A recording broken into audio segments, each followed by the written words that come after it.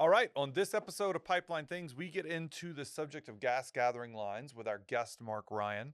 And this was a highly educational episode for me. I think for most of our audience, it will be as well, and a bit enlightening as we talk about a big expansion of regulations into a space that was previously unregulated, and what a little bit of the difference is between regulation and integrity management. It's a great episode. Think you'll enjoy it. Thanks for joining us.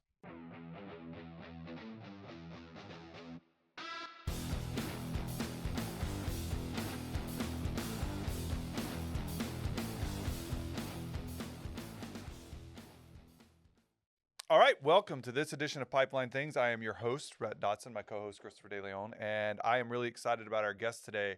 I think because of his knowledge base and also just a different topic for us, Chris, as we get into the impact of the updated gas rule, part 3, on gas gathering lines. So audience, if you're like me, and I think my understanding of gas gathering is very, very limited. Living in the transmission space, it feels like a whole different, countries. Like living in the United States, and now I'm going across the Country or pond to. state? I mean, you can I have think different. states may be more But, appropriate, but, bud. but look, I think culturally, I Like you think. have no idea what's going on Look, in I'm South reading. Dakota. Nikki is making me read a book right now Yeah. called The Culture Map, which breaks up different cultures across the world. And it's a funny part. Americans think that there are hugely different cultures within America. There is. Yeah, but when you look at the spectrum of Mm. cultures within the United States, like from East Coast to West Coast, Yeah. every other culture though, we're still like grouped together by them, right? Like they don't say, oh, like so for instance, if Well, you're maybe the East and West Coast might be the same, but the third coast is not the same. We have our own like entire identity. okay, what's that, It's brother? the third coast, bro. We I got don't know what swag. Third Coast is. So, all right. Well, you know what I'm feeling about today.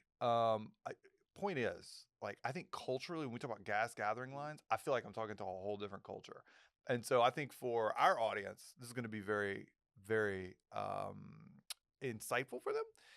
Yeah. But today, what really shocked me is we walked in, and this is the backwards hat like series for me, going like low key, getting in a vibe. I'll walk in and our guest is like super fly. Yeah. And I was like, okay, well, It's like gator boots and the pimped out Gucci suit kind yeah, of for real, this vibe. feels like guy off the street met guy in the business and is now interviewing him, right? So I at least wore a button-down collared you shirt. did. You're wearing a backwards hat, represented. homie. This is me though. I would get heckled by my colleagues if I didn't dress Dress up. appropriate. This is my normal. Yeah. So going on a podcast and getting filmed and whatnot, if I wasn't in this, Hey, they we would love be this. heckling. Yeah. Hey, I love this. I This is know. awesome. And you know what I think that is? That's actually the first time a guest like self-introduced themselves before I did. So I didn't have a chance to introduce the guest. So you came on. Look, our guest today is Mark Ryan. Are you with sure this is your Phillips show? 66. I feel like every episode so far, you're kind of losing control a little bit, A at, little a bit time. at a time, buddy. You cede a little bit of control before you know it. The mark has moved all the way over. But The yes, mark is moving all the way over. Ah, fair play. So our guest is Mark Ryan with Phillips 66 here to talk to us today, who one of my close friends described as the man. Mark, if you welcome to the show first. You're Will you welcome. give us a little bit of background? Who is Mark Ryan? Well, I've been in the industry now for over 15 years. So I actually started out as a field technician doing NDE. So if you want to ever talk NDE, I can talk that too. Then got tired of all the travel, went over to Kiefner, cut my teeth in a lot of different things, and then got poached by DCP in the operator world. So I've been there since. I can actually relate to you, Rhett, with the gas gathering because I started in it on liquid and gas transmission.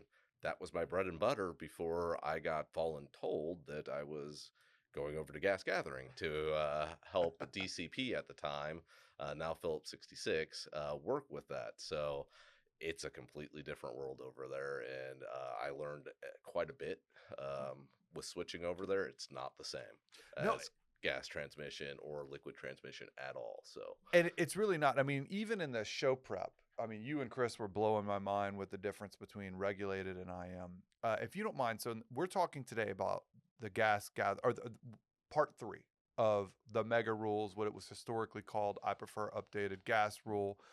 But can you give us an elevator pitch, 30,000 foot view on what did part 3 do for gas gathering? Like, how did it regulate the landscape, if you will?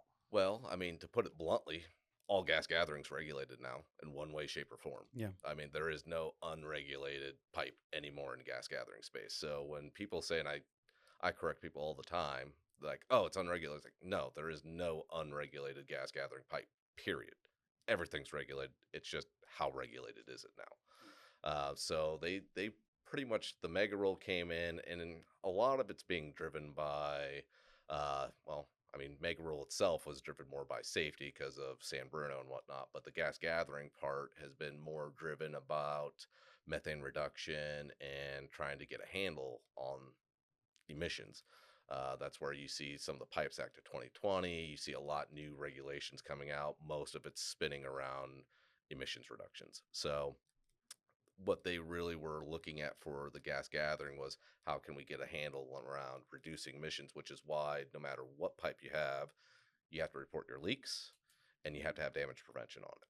So again, trying to stop third party line strikes and everything else, which will cause releases. So I remember back, I got to go to a lot of the GPAC meetings. I remember there was a comment, and because there's transcripts, I can't tell if it was on the record or off the record, but I remember somebody asking and saying, like, does Sims even know how many miles of gas gathering pipe there is? And that was at that time, right? We're going to talk like 2018, 19 timeframe, right? And so one of the things I like to put out there is like a big part of the third part of the mega rule or the new gas rule was kind of getting, like you said, get your arms around it, right? yes, PHMSA needed better reporting so that they could gather data. And after they gather data, then they're going to be able to think about, okay, where do we need to focus our regulatory efforts on? correct, which is somewhat of a scary thought with getting PHMSA, data, all that stuff to kind of work with. Because you never know what's going to come out of it. I mean, we don't even know what's going to come out of it. I can tell you what my company would end up seeing out of it, but what everybody else, because everybody else manages their pipelines differently. So um, it, it it's going to be a mixed bag. We'll see. I'll be very curious on how that reporting goes over time because even now I don't know if everybody's reporting everything that they're supposed to be reporting. So all pipes regulated. It's Yes. driven around leaks. Again, that also kind of surprises me. That's a sidebar I don't want to go down because I feel like methane reduction I feel like it's losing steam It is right now. within the current administration. But regardless, we find ourselves in this regulated space. So help me understand briefly.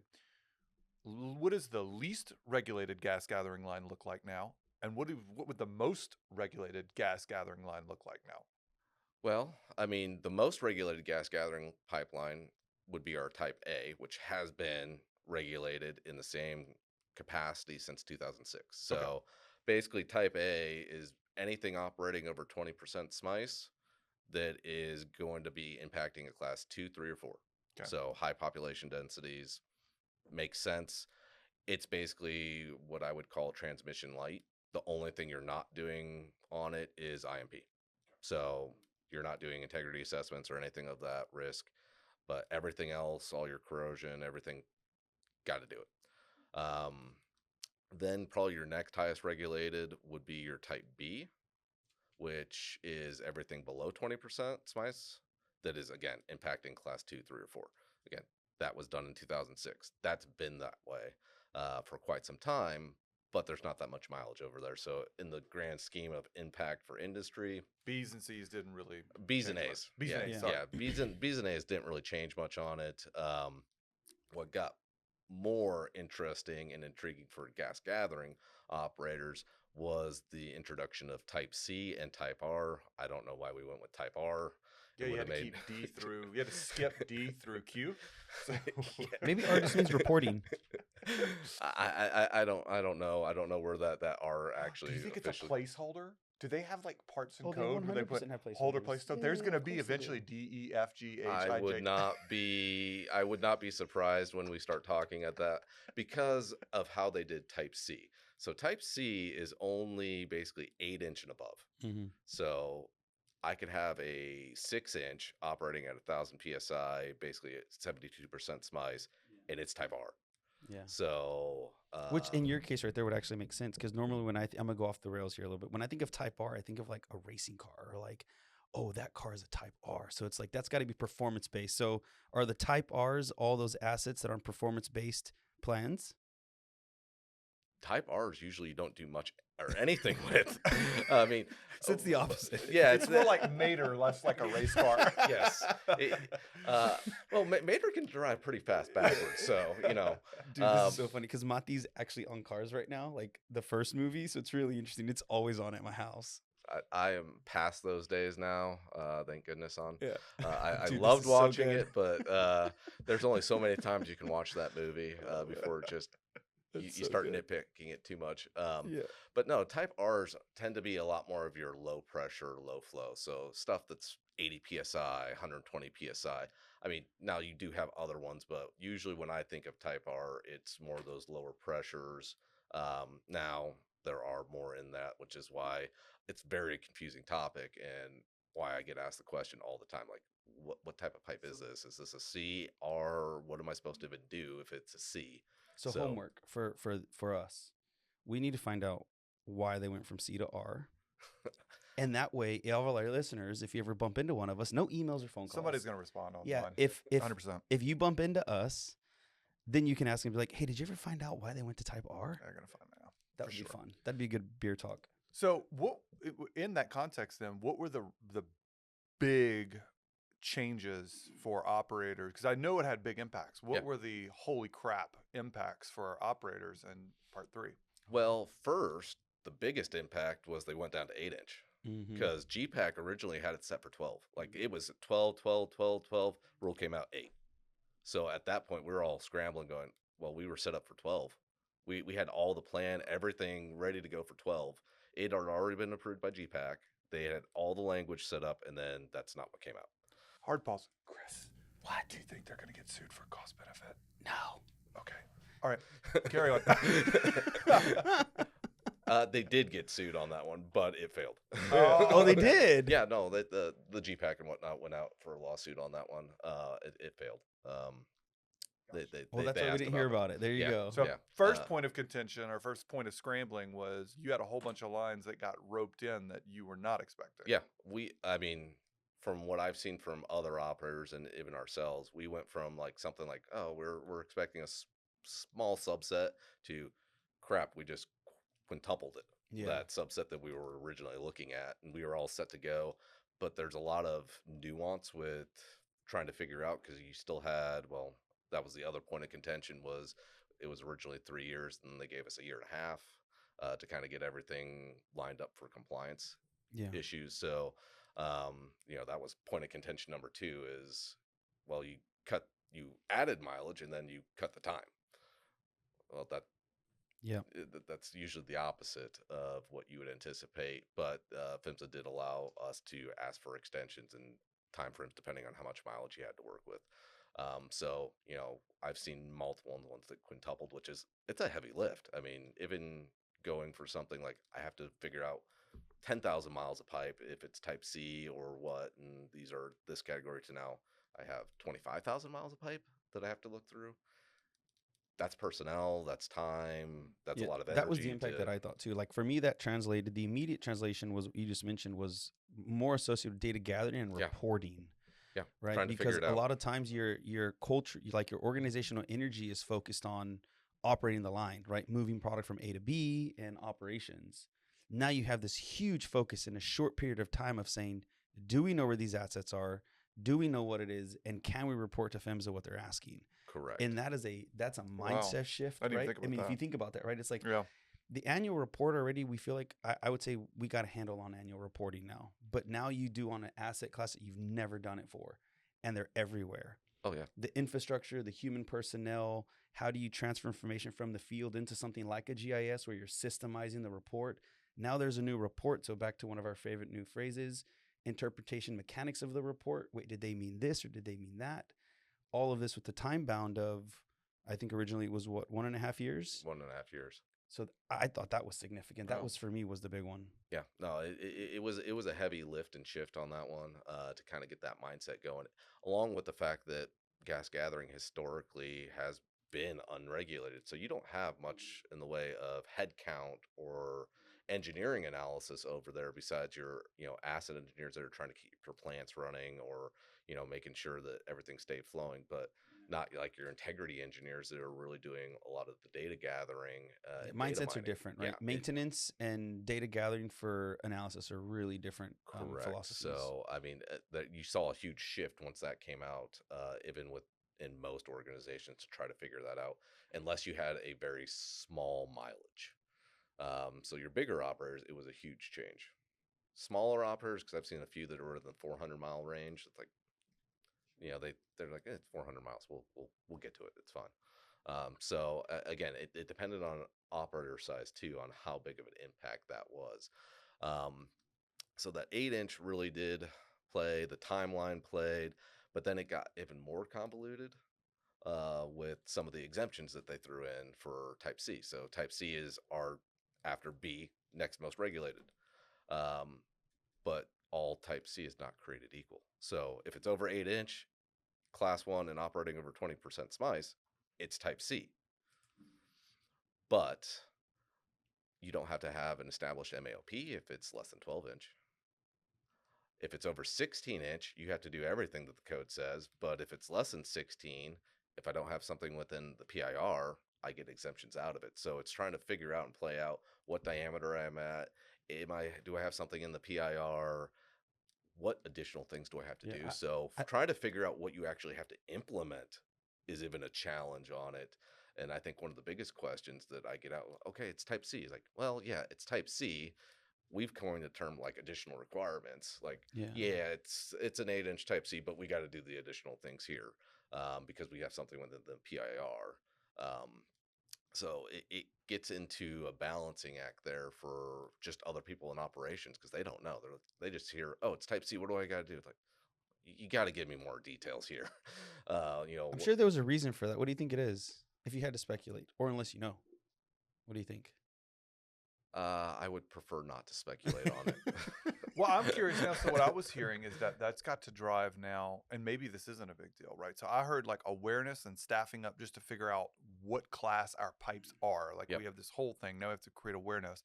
But now if you have subclasses that are dependent upon subtypes, dependent upon interactions in the PIR, now you have the potential for things to shift. Yeah. Right? So if I go build a campground over your...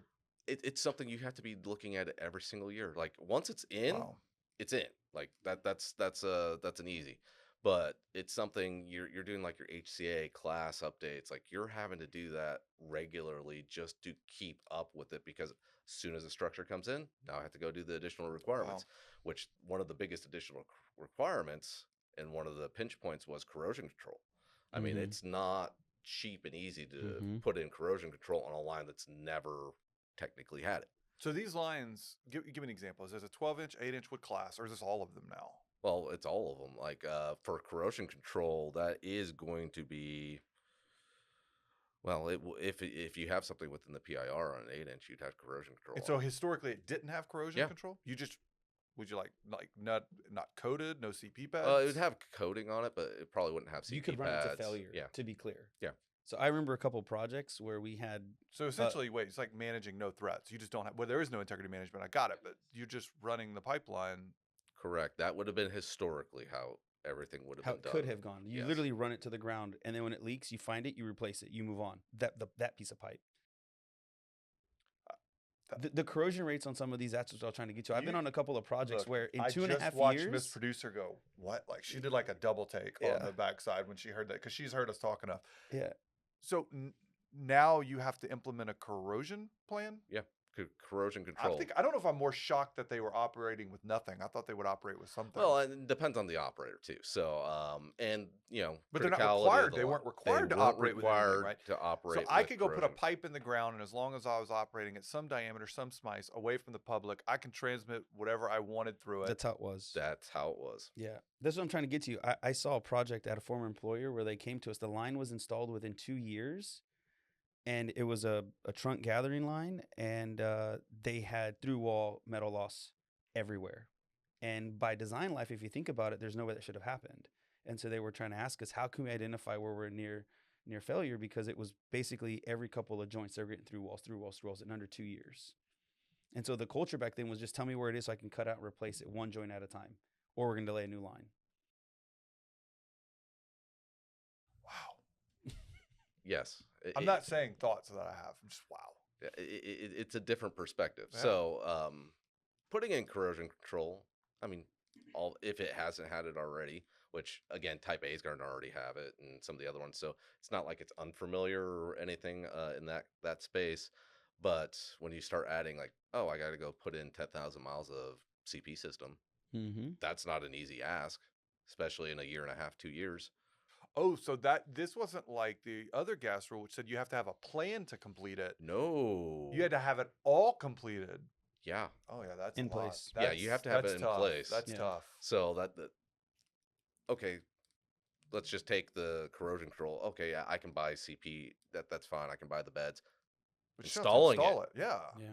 There's a limited amount of people who can install it. So Why didn't we start a corrosion bed program, man? We could have launched a company to build corrosion beds. I feel like we missed the boat here, Chris.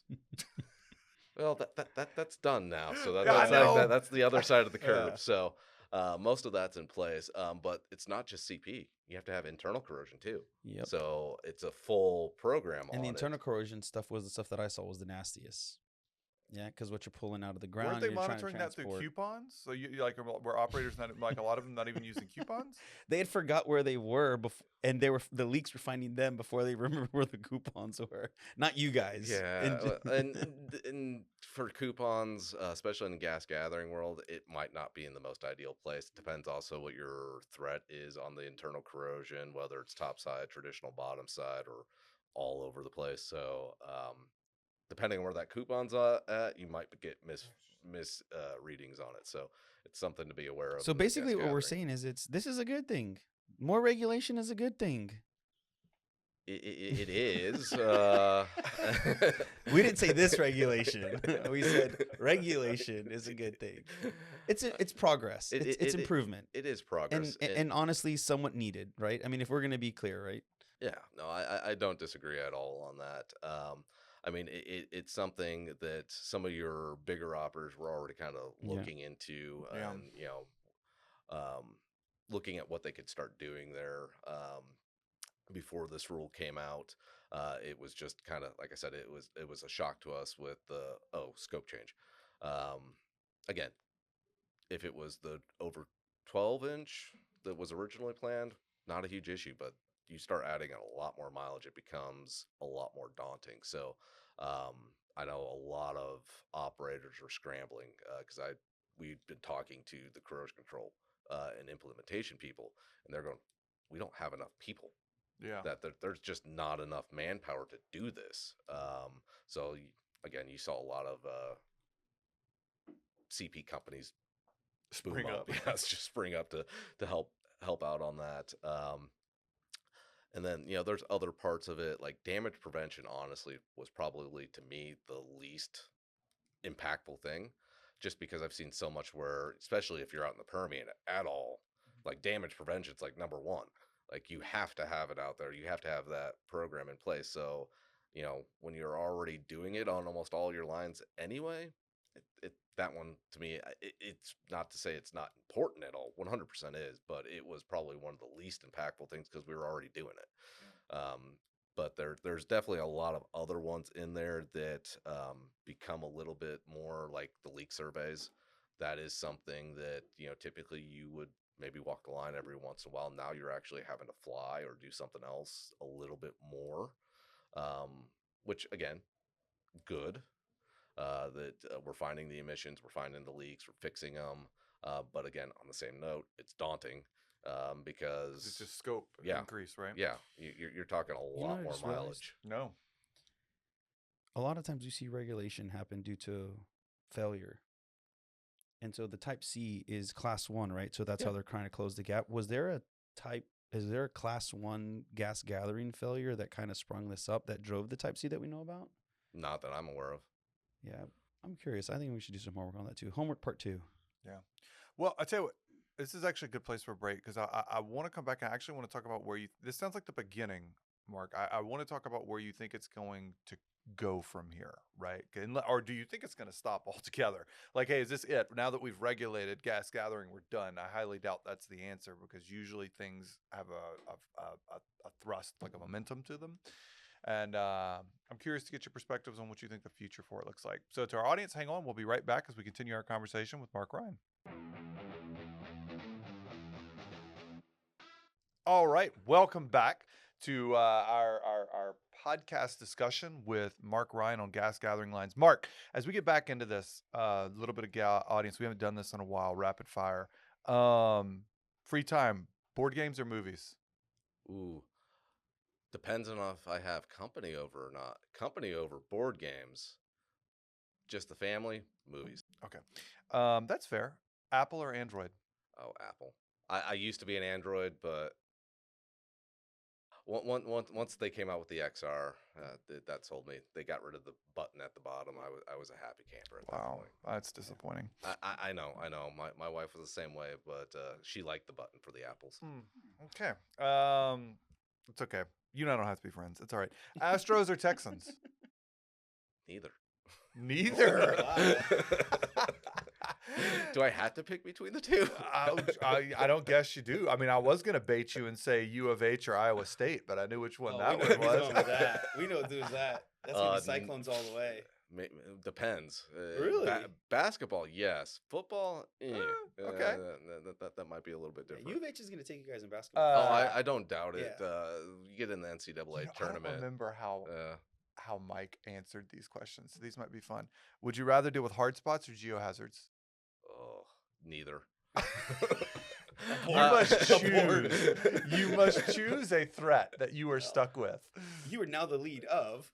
Oh, I already am the lead of hard spots. So, yeah, my team does manage hard spots within Phillips 66. So I already have that one. I don't have geohazards under me. So that is I would say of the two, which one would I rather manage? Probably hard spots.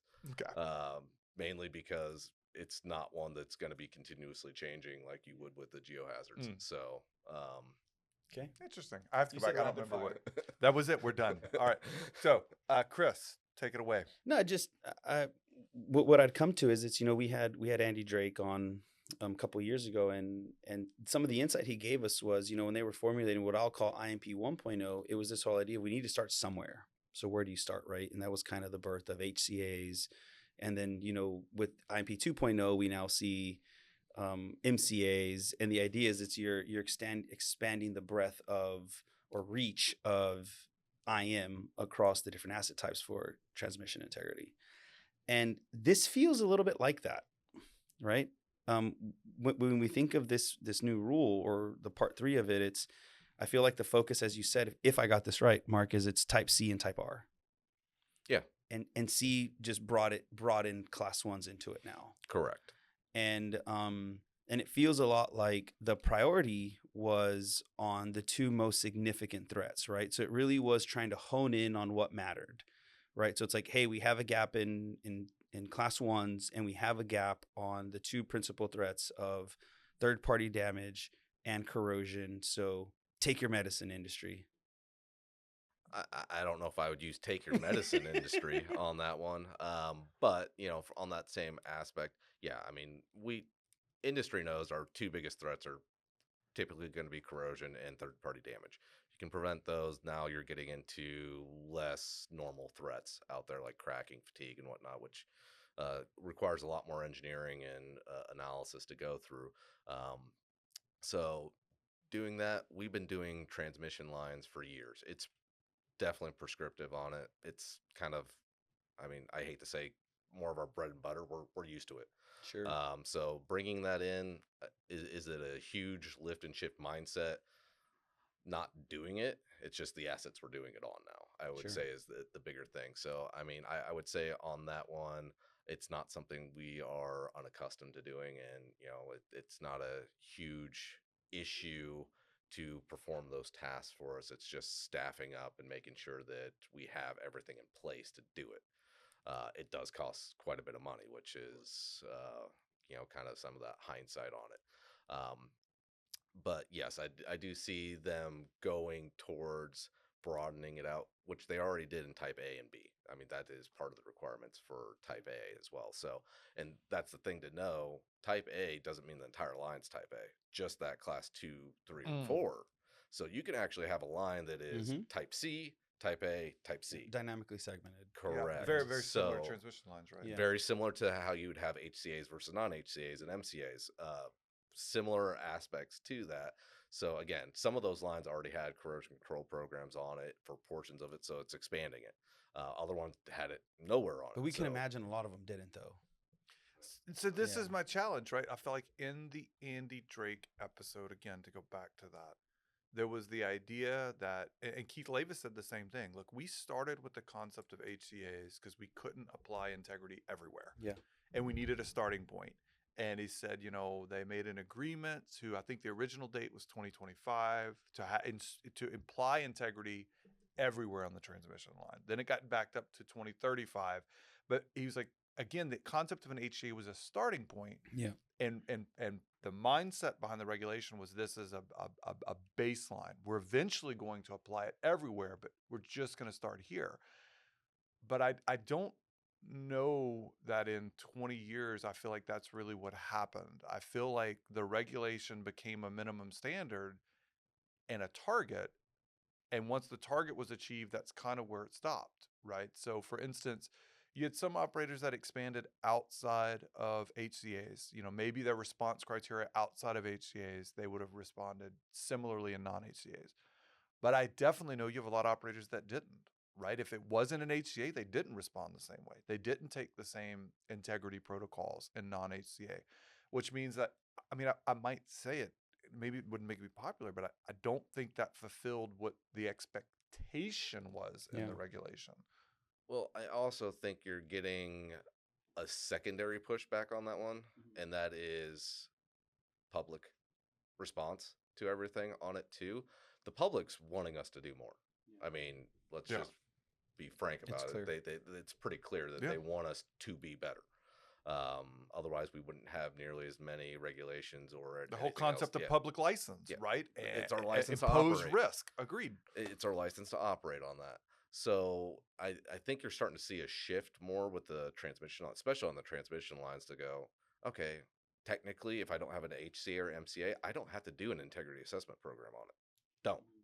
I've been seeing a shift in industry that you're seeing more and more operators start to do that because it is their license to operate. They don't want to have a bad day on their transmission lines. But a lot of it was But it's- regulatory driven. So, like you said, on those dynamic segments, like if you have an MCA based assessment, if you have the data on a non MCA, you still have to respond to it equally, right? So there is that broadening. However, It's been broadened. still- The recent it's rule still definitely broadened the scope. They grabbed onto sections that were non-HCA for the first time. We saw Yeah. that for sure. Yeah, and I don't think you've seen much of the industry push back on that one. I think a lot of the industries we've been there on that side of the fence to go, okay, yeah, that's not a problem. I mean, we've been treating non-HCAs, again, depends on the operator. It does depend on the But operator. you've seen a lot of the bigger, especially a lot of the bigger operators are like, I don't want to have a leak. So this is my license to operate. I don't care if it's non-HCA.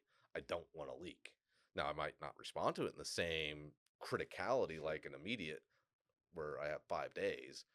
Might be something as soon as feasible because I want to get my HCAs taken care of first and then start working towards the rest. Again, depending on the feature and everything else. So again, there's a lot of nuance to it.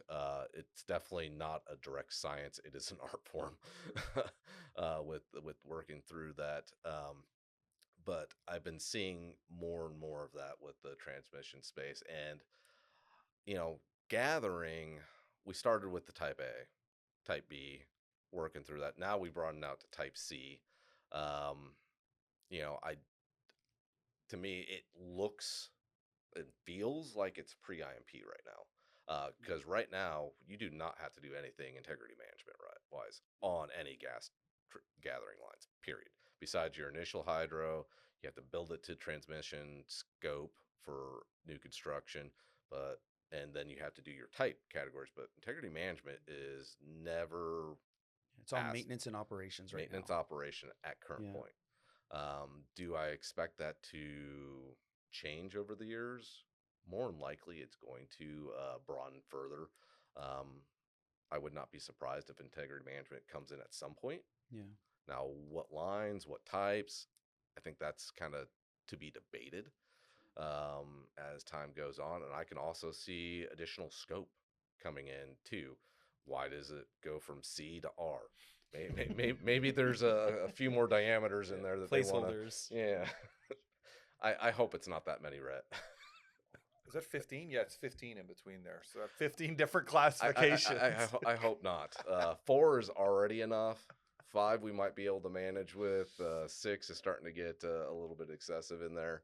But I mean, we'll see how it comes. And as an operator, we'll deal with Yeah. it. I mean, it just gets more confusing. But that's why we have experts within each company to kind of finagle and work through all that and be able to hone that in.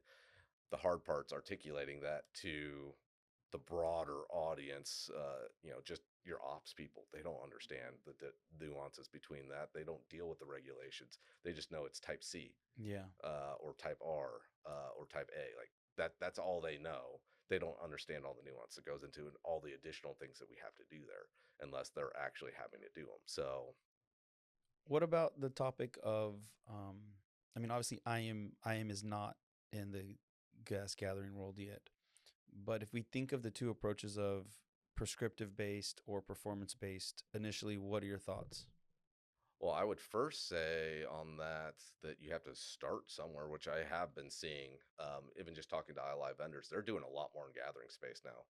They're actually industry is running integrity assessments in the gathering space now, and that's opening up a whole nother can of worms of things we didn't know. Now we're seeing. Um, so for me, you have to start where you can do some significant risk reduction. I think they've already kind of gotten there someplace on that one with trying to work on your two primary threats with corrosion control and damage prevention. Um, After that, you're talking a lot of miles that, I mean, it is 426,000 miles that was incorporated into regulations. 90,000 plus type C is, I think, roughly what the estimate is. That's a lot of miles that's never been assessed or done anything with.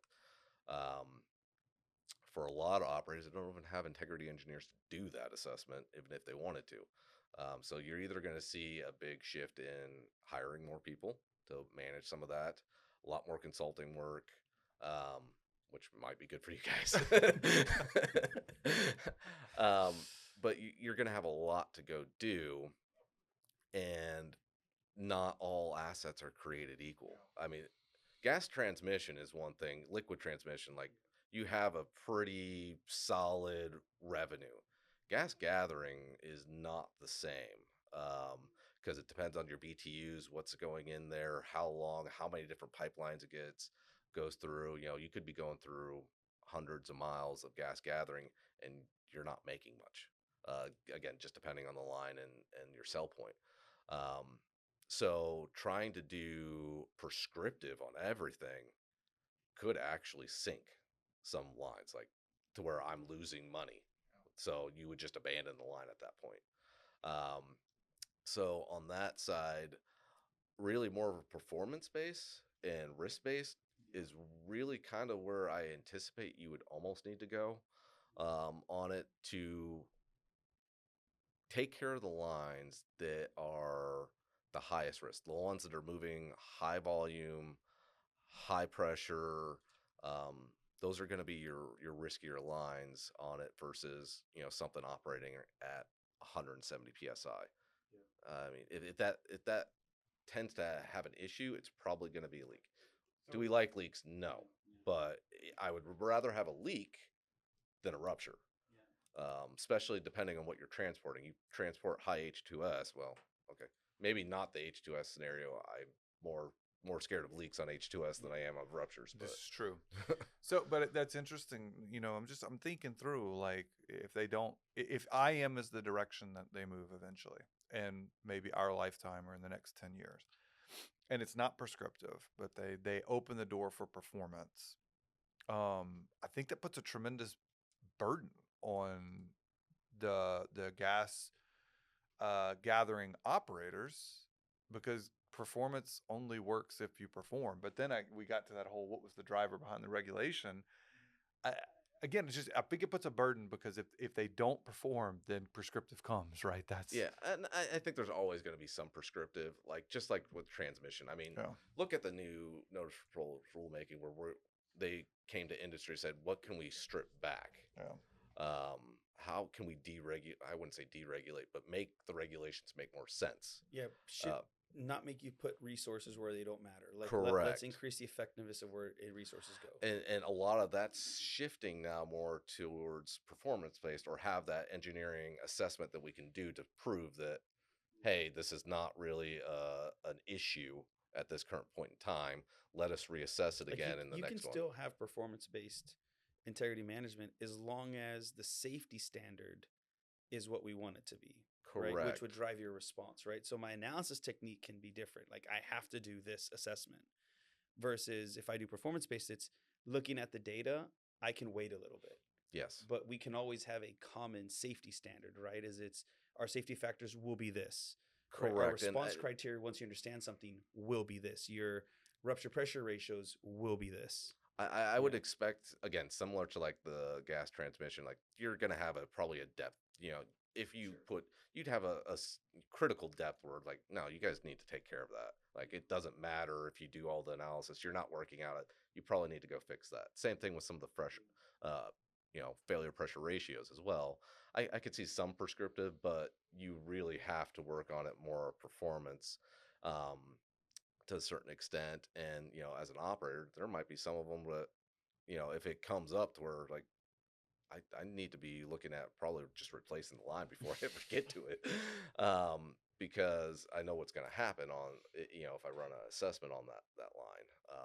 So there's a lot of nuance to it, which is again why I think performance is where it really needs to go in risk ranking. Like if it doesn't bring me a lot of value and I have to do a ton of things on it, like It why? just seems Just odd. why? It seems counterintuitive to me that we would do performance based on our lowest risk lines, and then we do prescriptive on our higher risk lines. Well, it's also But because of the economics, I, right? I got Right. it. I'm Like not. the number of miles I, and the location of I got it. It just seems the asset, counterintuitive. right? So let me. Well, on that same note, you get a lot of pushback on that one. I mean, just adding in the new rules that we're looking at, we got a lot of pushback by other operators that wanted more prescriptive. Like they want that because it's an easier sell for them.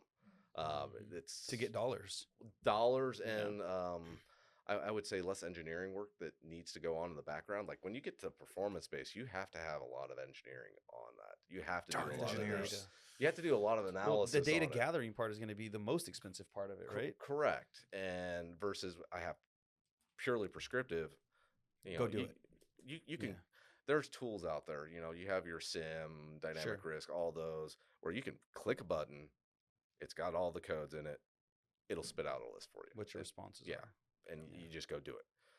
That's like the minimum standard that they're at now. So I'm going to wrap this up because I've enjoyed the conversation. Now that you've worked on both sides, you've worked for, I won't say which one's the dark side and which one's the light side, right? Depends on He's your worked on 3 perspective. sides, bro. He's been in the ditch. That's fair. I was thinking on the Yeah. transmission side and the gathering side. Consultant side too. Yeah. Don't Well, forget yeah, but, that the okay. only one I haven't been on to right now is the Yeah. iLive vendor. Yeah. So I haven't gone to that dark side. You won't get comments from Chris or I on that. But I was thinking just between gathering and transmission, which space do you prefer to play in? If you could only choose one space to play and be work in the careful. rest of your life. Yeah. Somebody at where you work might be listening to this. Well, I get both. I have Self-preservation. I have all gas under my Okay. purview. So I have transmission and gathering. Young kid comes in out of college and he's applying for a job. That's a and he's better got question. Where would He's you got push an him? That's opportunity better. to go work for energy Yeah. transfer in their transmissions or any Well, yeah, operator. they have both. And then he's got an opportunity to go into a gas gathering, small midstream operator. I would say it depends on the person and their perspectives on things. If they're very, very regimented and don't have a lot of critical thinking yet, transmission is the way to go, and that's where I would push them. I mean, I it's can see something what you're we saying. talk to interns and everything else at Phillips 66 all the time on that, because we have liquid transmission, gas gathering, though my group's both gas. Um, and usually with the transmission, you're a lot more regimented. It's spelled out. So It's prescriptive. Got it. It's very spelled That out, makes prescriptive. sense. So it's very easy for Follow a this rule. new hire, younger engineer to get in and start picking things up. And lots of SOPs too. You got Yeah. lots of SOPs. Yes, I do this, follow. do that. Yeah. Yes, gas gathering doesn't. It's a lot of critical thinking. Drop a you in the lot- cornfield, solve this problem. with guidance, But maybe not enough water. So there's a time base here. You need to hurry up. It's almost the end of the year. Yeah, so it's different. So if I were to look at a new hire coming in, it's going to take them longer to develop in the gas gathering space usually. But Yeah, but the skill sets have to be different too, because you said something earlier that we didn't focus on too much, was the economics part of it, Yeah. right? Like prescriptive regs could sink some pipelines. It's the same thing here. I can imagine being an integrity engineer or an engineer on the gathering side and knowing that I have an issue on multiple assets, and I'm having to not just risk rank them, but also find out where the most value for the dollar is. it's something that we do every single time with the Whereas gas gathering on the line. integrity side, true integrity side transmission, that's a little bit less of a discussion because it's a mature program, right? We know what things cost. Well, and you're not doing things typically for the first time on a transmission. You've done it 5 times. So if a surprise happens, it is a legit surprise. Like that wasn't there last time. Sure. We need to go fix that. Versus the gathering, you're going, I'm opening up Pandora's box. I don't know what I'm gonna get here. Turn over that rock. Oh, Yes. look at that rock. So I meant to grab the one next to it. Look what That I doesn't found happen at today, P66 Mark. though. No, that doesn't happen at P66. But- These are all metaphorical. But I mean, the same thought kind of goes into it, to where you have to understand Yeah. what you could be getting into and how much value it is to go. Should I just abandon the line, replace it, do something else that might be more economical than trying to fix it, because I do not have the revenue stream that is transmission. Yeah. So it is a different perspective. So there's a lot more critical thinking that has to happen in the gathering space. So if I would look at somebody 4 or 5 years down the road after they started, would I think they would be set up better long term? For an engineer, if they started in gathering space, yes, because you have to develop the critical thinking, which will suit you better as you go further and Interesting. further That's up. cool perspective. But on that same note, you will delay, like your first 1 or 2, 3 years, you will be behind somebody typically in a transmission space. So again, it depends on your perspectives and where you want to be. Well, Mark, So This was great. it was. I really enjoyed having Gas you on. gathering Hope was it's something not. we hadn't talked I about. hope we come back Yeah. around and have you again for another topic related to gathering. But really appreciate your time today. To our audience, hopefully you enjoyed hearing a little bit about something that's honestly not native or really, really close to Chris and I in many ways. Yeah, everybody go LinkedIn friend him. We want to see For his sure. followers explode. All right. And thanks. And to our audience, we'll be back in 2 weeks. Appreciate you joining us on this episode.